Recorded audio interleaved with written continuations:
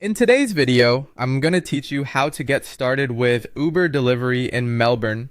To begin, open Google Chrome and go directly to the Australian Uber delivery onboarding page at uber.com/UNNs-deliver. Starting from the correct page helps make sure you're following the delivery sign-up process designed for Australia rather than landing on a general rideshare or international page. Once the page loads, take a moment to read through the information on the screen so you understand what part of the setup process you're entering. Next, when you're asked to choose your operational delivery market hub, make sure you explicitly select Melbourne for 2026. This step is important because your onboarding flow, document requirements, and delivery opportunities can be tied to the market you choose.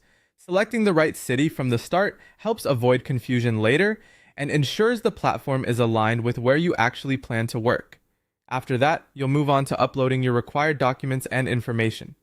You'll need to provide your identity check photos, your right to work details, and your active Australian business number, or ABN. As you upload each item, make sure your images are clear, well lit, and easy to read. Blurry or incomplete uploads can slow down approval, so it's worth taking an extra moment to double check everything before submitting. Also, make sure the information matches your official records exactly, since consistency is often essential during verification. Once your onboarding is complete and your account is ready, go to your contractor dashboard and click Go Online. Do this while you're physically located in busy Melbourne dining grid areas such as Carlton or Fitzroy. Being in an active restaurant zone can help place you closer to pickup opportunities, which may make it easier to begin receiving delivery requests.